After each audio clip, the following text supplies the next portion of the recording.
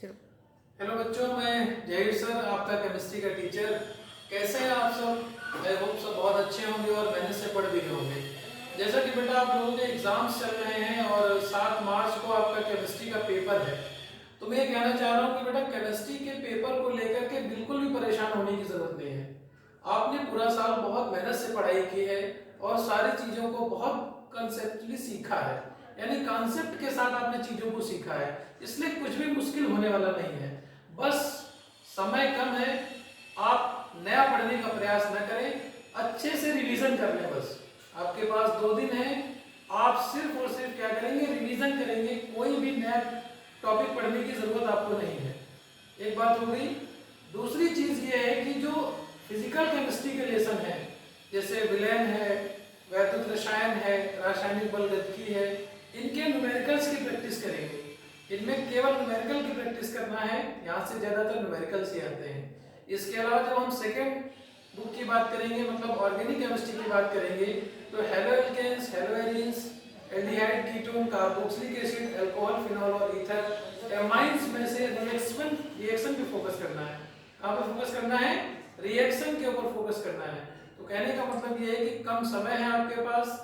Exams की अच्छी तैयारी के लिए सबसे बेहतरीन तरीका ये है कि आपने जो कुछ भी पढ़ा है बस उसको एक बार अच्छे से रिवाइज कर लें और न्यूमेरिकल्स की तथा रिएक्शंस की प्रैक्टिस कर लें लिख लिख करके। एक बात होगी। दूसरी बात बेटा ये है कि जब आप पेपर देने जाएं तो बिल्कुल भी आपको टेंशन लेने की जरूरत नहीं है, एकदम भी स्ट्रेस मत लीजिए।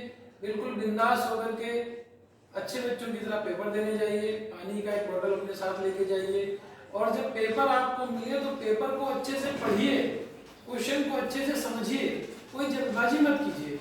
अगर पेपर में आपको सब कुछ पढ़ा हुआ आ गया है तब भी आपको बहुत ओवर कॉन्फिडेंट होने की जरूरत नहीं है, और अगर पढ़ा हुआ नहीं भी आया है तो आपको परेशान होने की जरूरत नहीं है, क्योंकि अगर पढ़ा हुआ आया है तो आप उसको समझ समझ के थोड़ा सा स्पीड में करते रहें। तो अगर पढ़ा हुआ नहीं आया है तो आप ये सोचिए कि हमने 2 साल कुछ ना कुछ तो पढ़ा है, तो उसको सोच करके जवाब दें। एकदम भी परेशान नहीं हो, आपका पेपर बहुत अच्छा होगा, यही ढेर सारी दुआएं हैं आपके लिए, है ना। और दूसरी इंपॉर्टेंट बात बेटा ये कहना चाह रहा हूँ कि पेपर को खंड वाइज हल करें। ये नहीं कि पता चला कि पहले खंड का यहाँ पे क्वेश्चन है उसके बाद फिर लास्ट का कर रहे हैं वहां पे नहीं।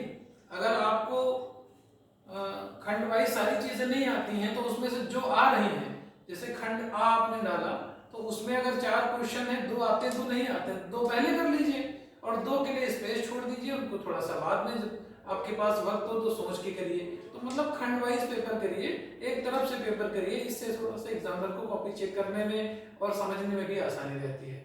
आई होप मेरी बात आपकी समझ में आई होगी बेटा। मैं एक बार फिर आपसे कहूंगा, एकदम परेशान होने की जरूरत नहीं है। आपने बहुत अच्छे से पढ़ाई की है, बस रिवीजन कर लीजिए, अच्छे से पेपर दीजिए, ठीक है ना बेटा।